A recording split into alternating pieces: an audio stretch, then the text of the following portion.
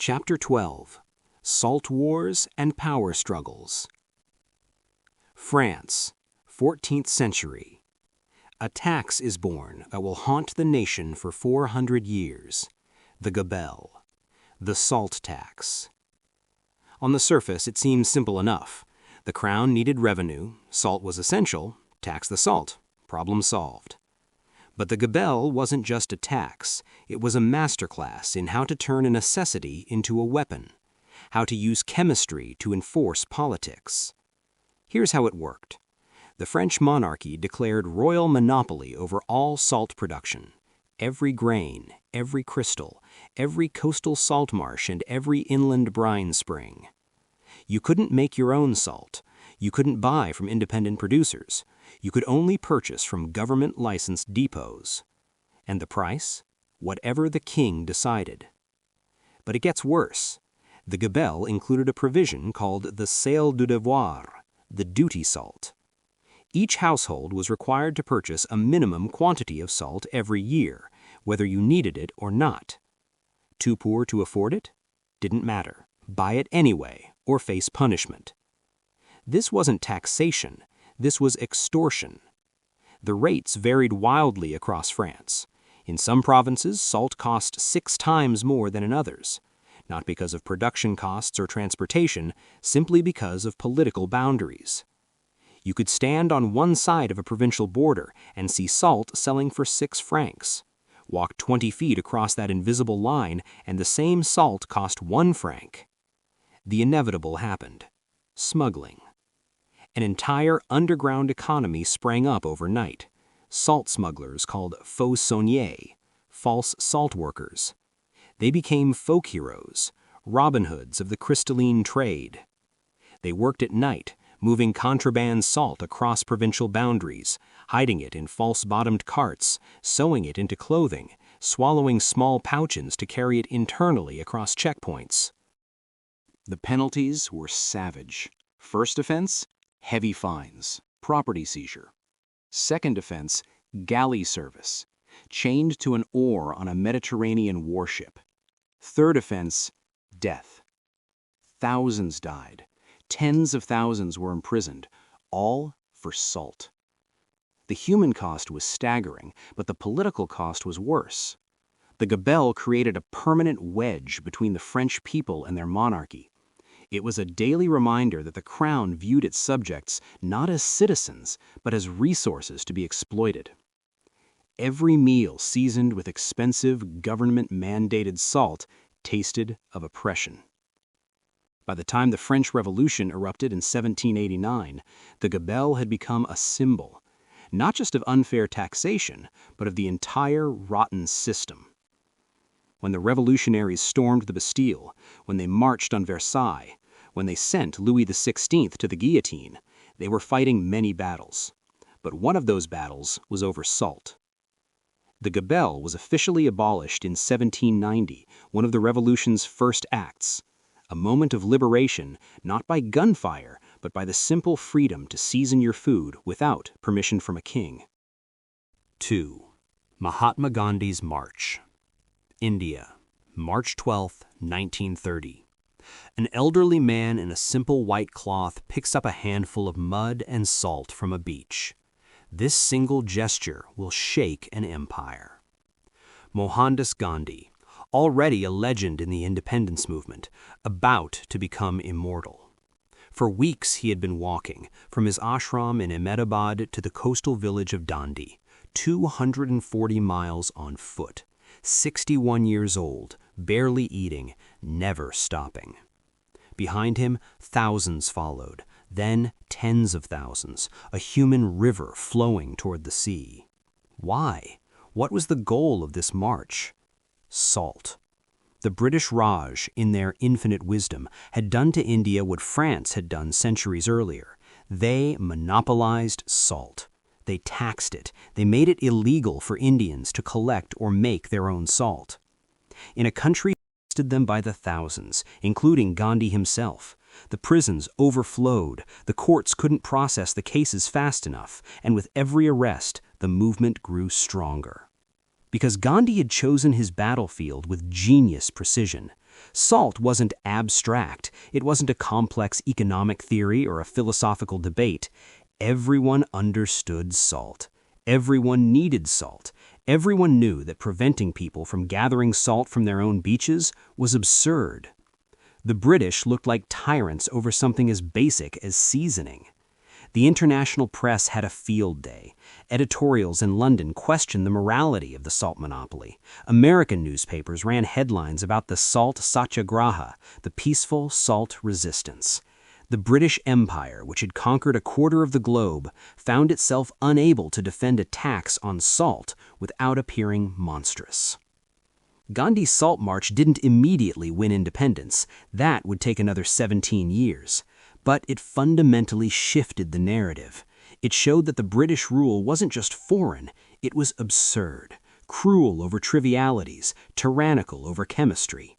And it proved that resistance didn't require violence. Sometimes all you needed was to bend down and pick up what nature provided for free. Salt, the great equalizer, the humble revolutionary. 3. The Venetian monopoly. Before Gandhi, before the Gabelle, there was Venice, the most serene republic, La Serenissima. Built on wooden posts driven into a lagoon, impossible, magnificent, wealthy beyond measure.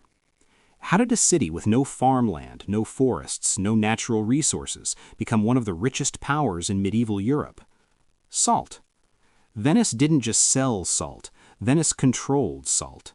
From the Adriatic to the eastern Mediterranean, Venetian merchant fleets dominated the salt trade like no power before or since. The Venetian strategy was brilliant in its ruthlessness. First, they controlled production. The shallow lagoons surrounding Venice were perfect for salt evaporation. Flat, sunny, easily defended. They built massive salt pans, hired workers, standardized production. Second, they controlled distribution. Venetian ships carried salt to every port in Italy, Greece, and beyond. They undercut competitors, flooded markets, drove rivals out of business. Third, and most deviously, they controlled information. Venice treated salt production methods like military secrets. The techniques of constructing efficient salt pans, the optimal depths for evaporation, the best times for harvest, all of this knowledge was guarded jealously. Salt workers who tried to leave Venice and share their expertise with competitors were hunted down, sometimes imprisoned, sometimes worse. The Venetian state didn't just sell a commodity, they sold a monopoly, enforced by naval power and commercial intelligence networks. And it made them obscenely wealthy. The Salt Office, the Camera del Sal, became one of the most powerful institutions in Venice. More influential than many noble families, it controlled vast revenues, employed thousands, literally built the foundation of Venetian prosperity. When you walk through Venice today, past the grand palazzos and the marble churches, you're seeing architecture built on salt. The Doge's Palace, the Basilica of San Marco, the Bridge of Sighs, all of it, fundamentally, monuments to crystallized brine. But monopolies are fragile things. They depend on control, and control eventually slips. By the 16th century, Venice's grip began to weaken. New trade routes opened, new competitors emerged, the Ottoman Empire pushed back, Atlantic powers like Portugal and Spain shifted the center of commercial gravity away from the Mediterranean. Venice tried to adapt. They invested in other goods, spices, silk, art. But the foundation had always been salt, and when that foundation cracked, the whole magnificent structure began its slow, elegant decline. Still, for 3 centuries, Venice proved a crucial lesson. Control of a universal necessity is power, pure, concentrated, undeniable power. And salt, being the most universal necessity of all, offered the purest path to that power.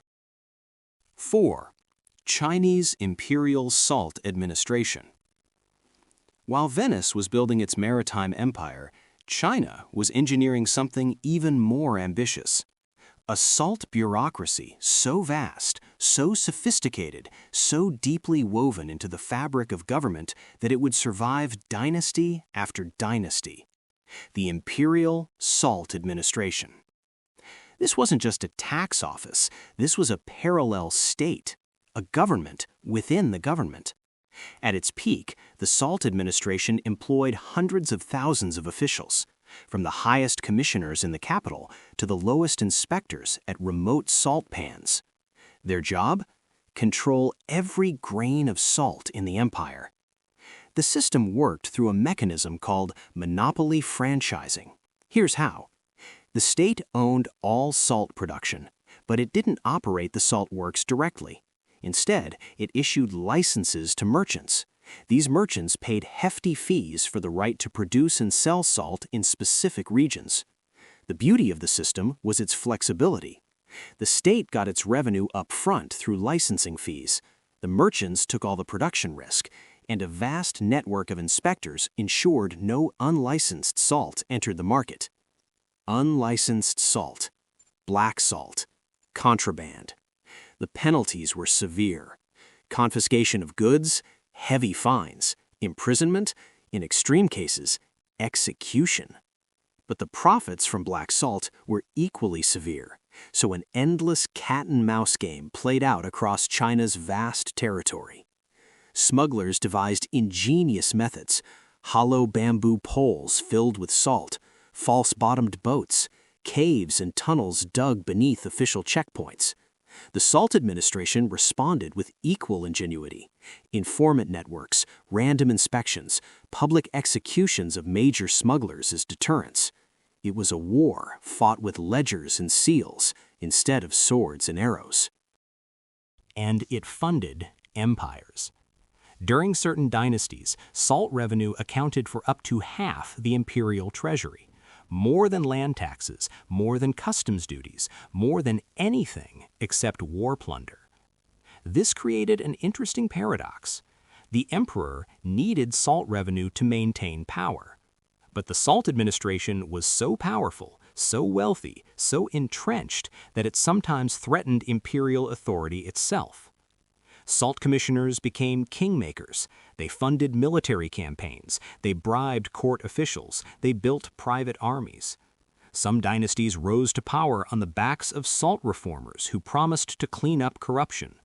Others fell when the Salt Administration collapsed under the weight of its own graft. The system finally ended in the early 20th century. The Republic of China abolished the imperial salt monopoly in 1913. But even then, the legacy lingered, because China had proven something remarkable. You could build an entire administrative state around a single commodity. You could create a class of professional bureaucrats whose sole purpose was managing salt. You could generate wealth, enforce laws, and project power through chemistry and evaporation. And in doing so, you could rule for thousands of years. Salt wasn't just taxed in China, it was weaponized, bureaucratized, turned into the very machinery of government. It was the ultimate transformation of a natural resource into political power. And it would influence governance structures long after the salt monopoly itself had dissolved into history.